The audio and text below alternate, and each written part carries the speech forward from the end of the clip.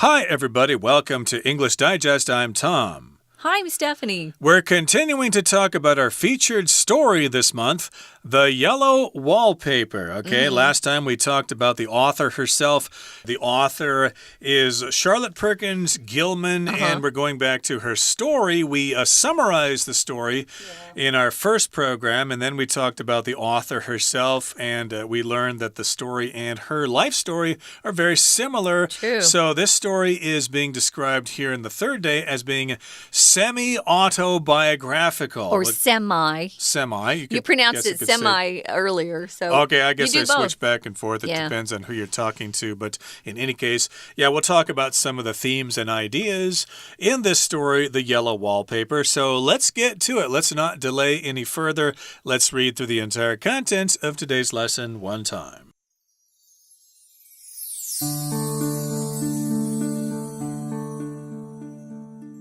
Gilman's semi-autobiographical short story is filled with issues faced by women in the 19th century. One theme present throughout the story is people's perceptions of mental illness and the lack of effective treatments for it at the time.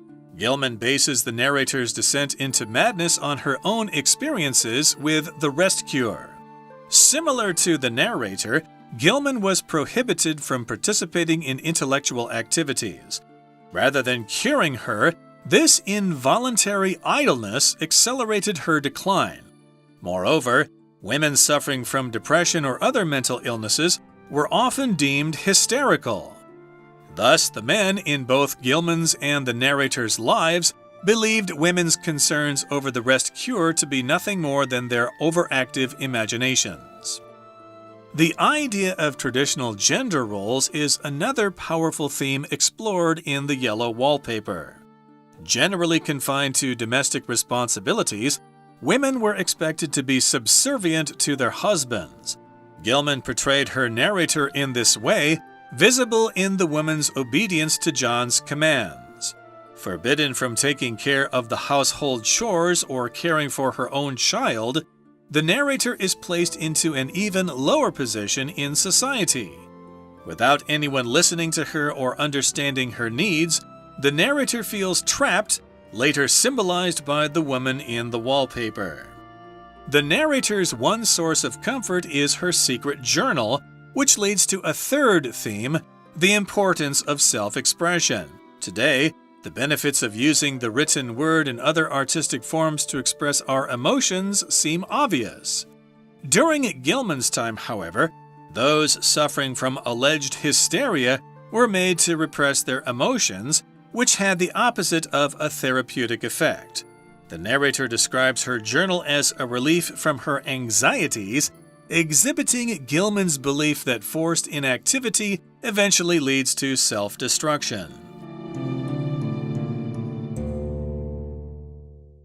Okay, guys, let's talk about some of the themes that are in the short story, The Yellow Wallpaper.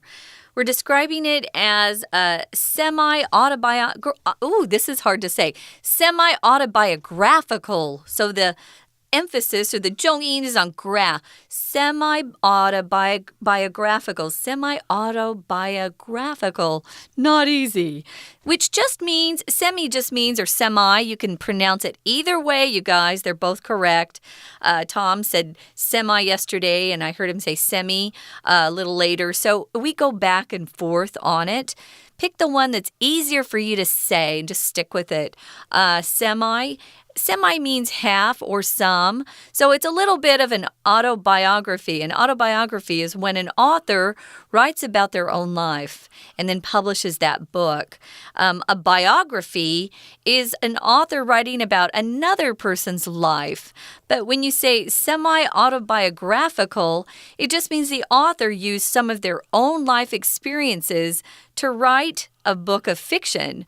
So some of it is really kind of based on the author, Charlotte Perkins Gilman, her own life, which is kind of fun. So it's sort of about her own life. Yeah. Basically, that's what semi or semi-autobiographical means, okay? So it's a short story, and it's sort of about herself. It's filled with issues faced by women in the 19th century, and maybe some issues faced by women today. Who knows? I haven't read the story myself, but these are issues that women had to deal with back in those times. Now, one theme present throughout the story is people's perceptions of mental illness and the lack of effective treatments for it at the time. So that's a theme or idea that goes throughout the story, people's perceptions of mental illness. Perception, of course, is how you see something, how you view it, how you interpret something.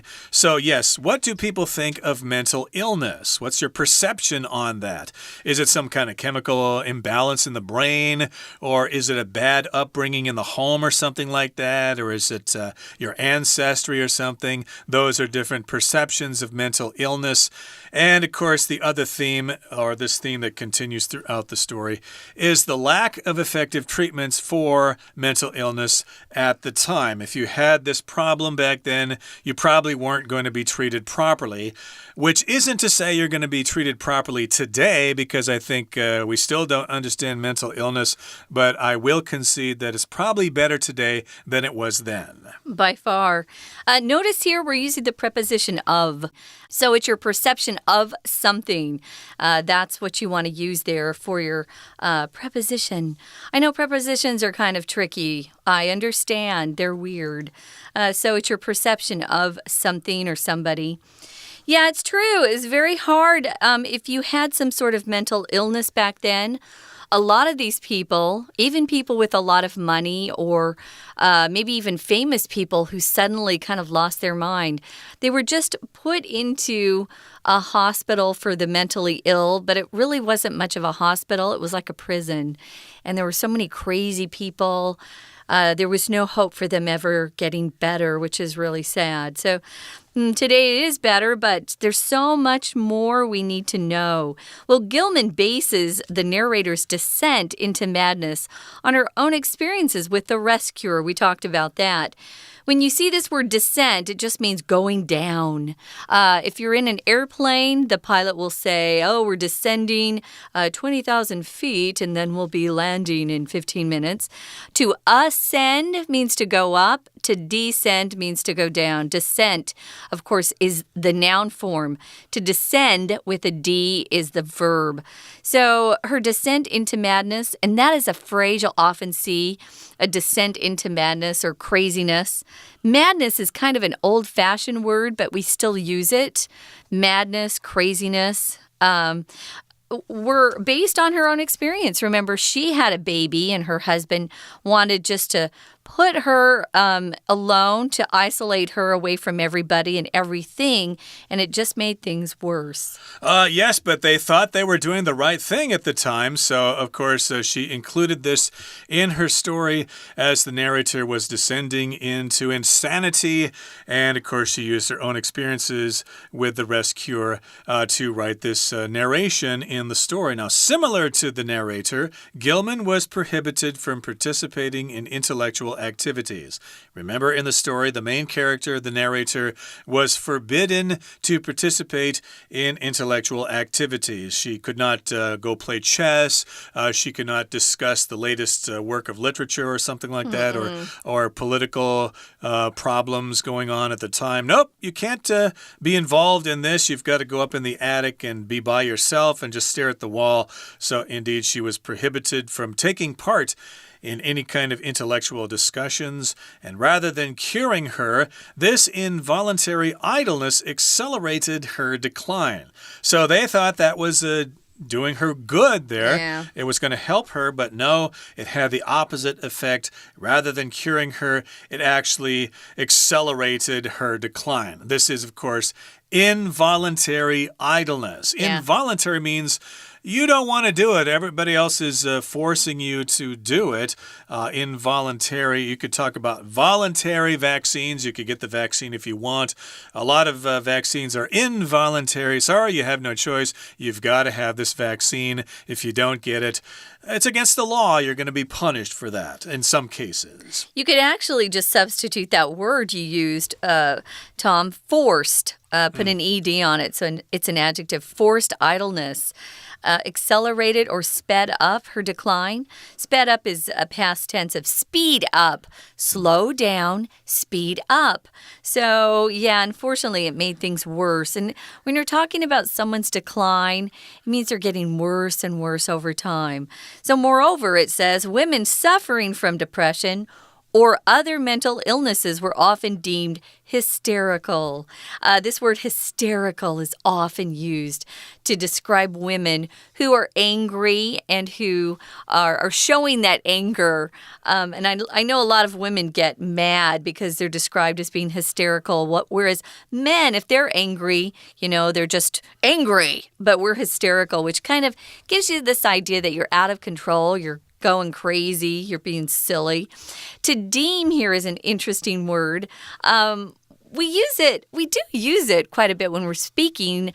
Not that you'd hear it at more of a basic level. You'd hear it at a higher level. But to deem somebody some way, or to deem something a certain way, just means you look at it that way, you regard it that way, you consider it like that. It's kind of your perception of something.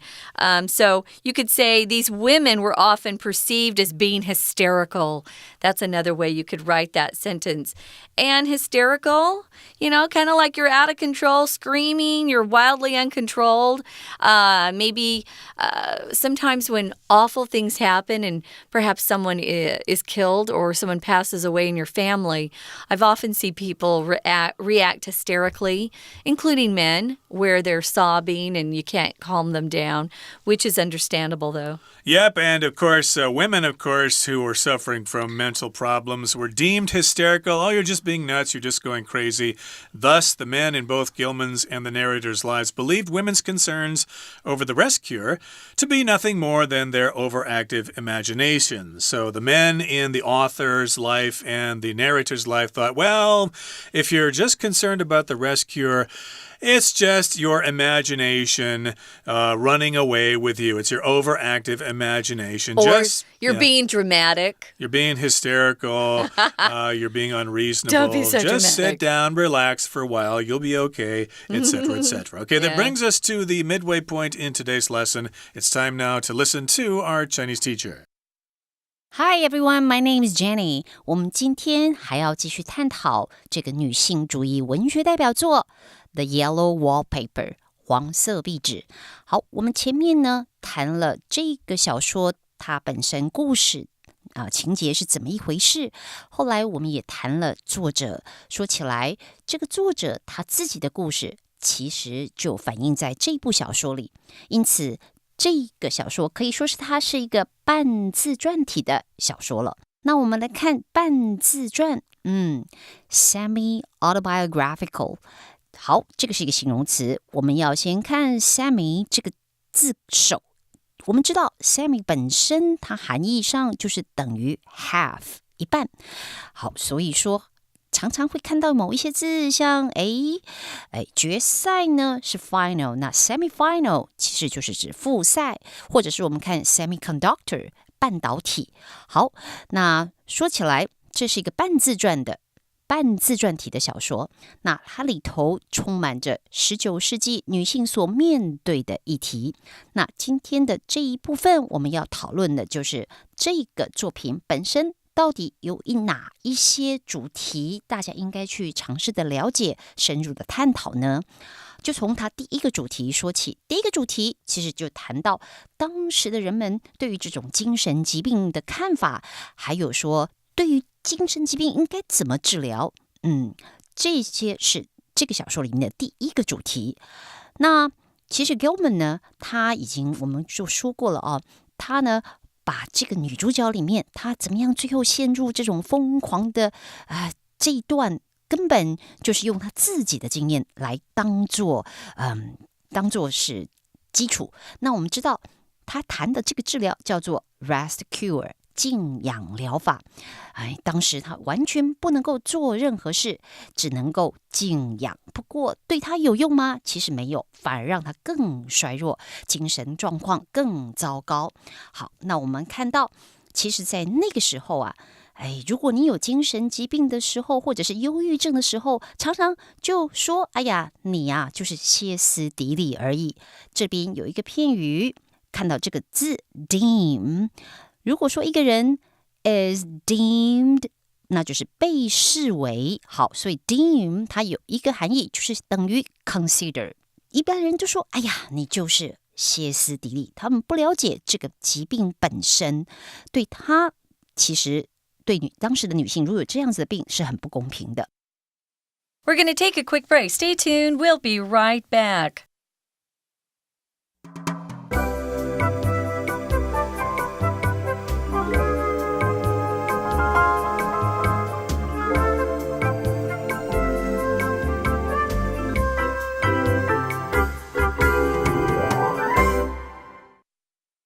Welcome back, guys. We're talking about the themes in our short story, The Yellow Wallpaper, which was written by Charlotte Perkins Gilman.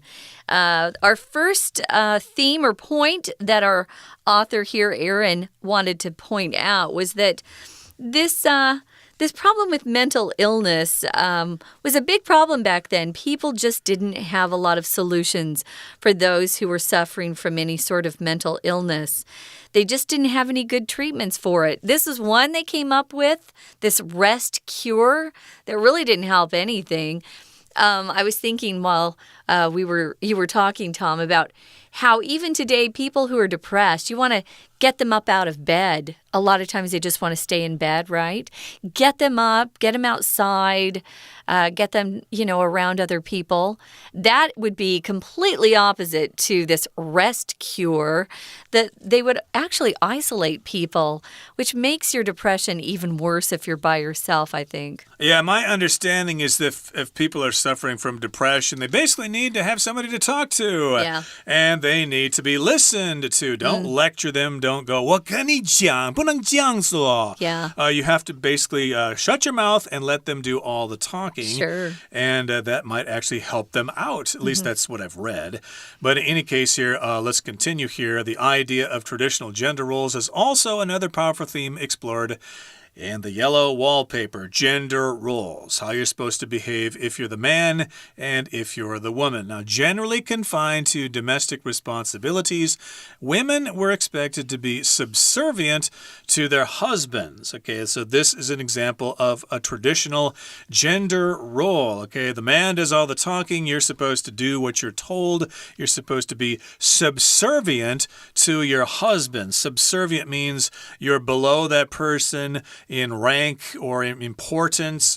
So basically, the husband is in charge. You're supposed to listen to him and do what he says, and you're not supposed to have your own opinion. At least that's according to traditional gender roles. Yeah, subservient just means you're a servant to your husband, which is kind of creepy. If you're confined to something, it means you're restricted to, you're limited to, and domestic responsibilities would be taking care of the house, cooking the meals, taking care of the kids.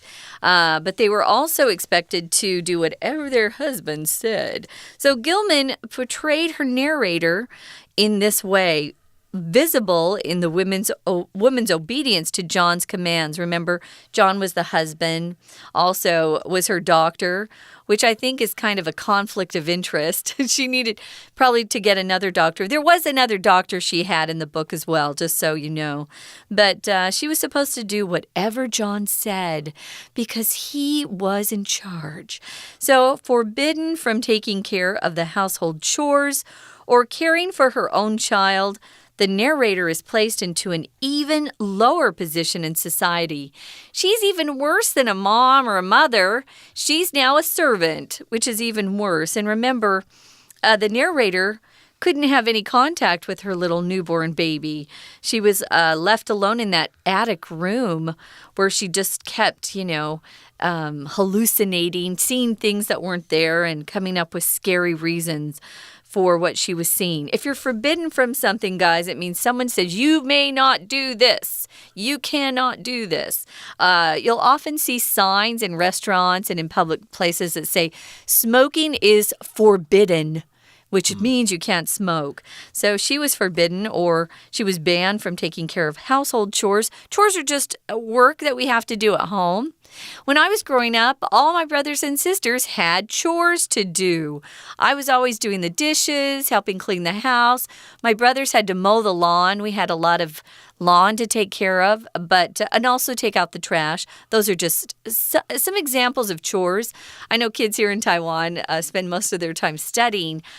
We had to do household chores for our parents. Yeah, and she's even forbidden from taking care of those household chores because of her problem there. Yeah. And she can't take care of her own child. So as a result of those things, the narrator is placed into an even lower position in society. She's not even a housewife here. She's below that. So that's not good here. And without anyone listening to her or understanding her needs, the narrator feels trapped, later symbolized by the woman in the wallpaper. So that's pretty easy to understand there, what that woman in the wallpaper represents, someone who feels trapped. They're not only trapped as a housewife, but also trapped because they've got a mental illness. That does not sound like she's having a very enjoyable life. No. So the narrator's one source of comfort, the only thing that made her happy, was her secret journal, which she kept hidden from John and Jenny. Jenny was taking care of the house, and she was John's sister.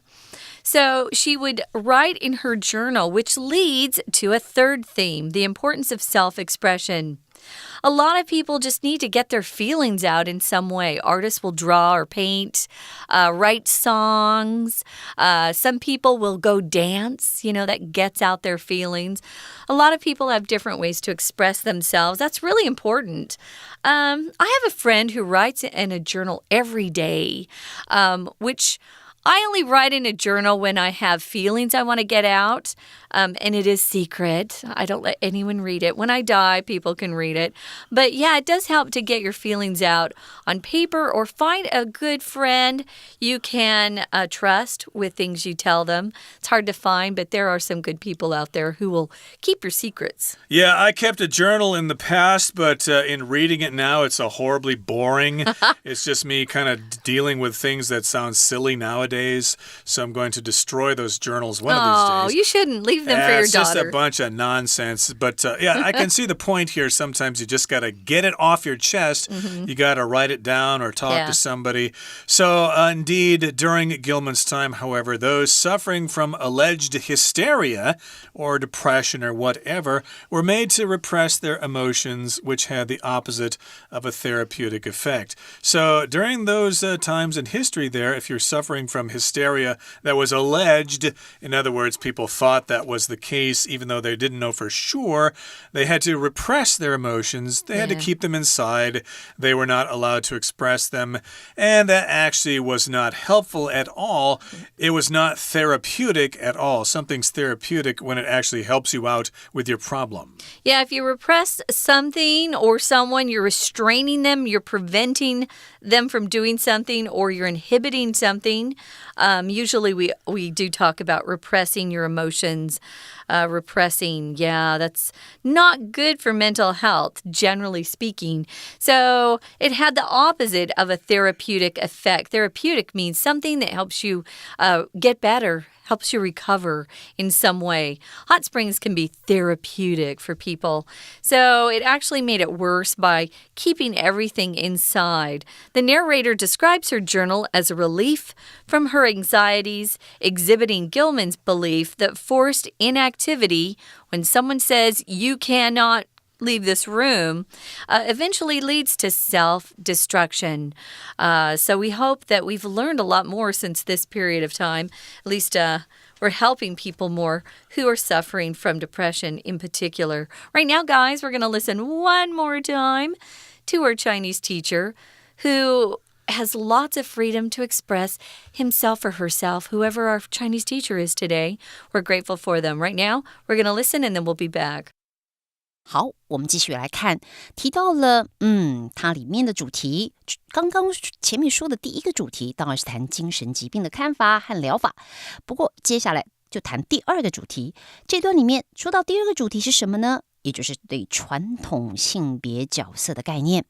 好，我们知道传统的女性大概就是在家里，而且呢，我们一般社会对他们期待就是要服从先生，所以看到这里有几个重要的片语 confine to， 我们知道 confine 其实就相当于 restrict， 所以 be restricted to， be confined to， be limited to 介系词都是接 to， 而这里的 to 是介系词哦。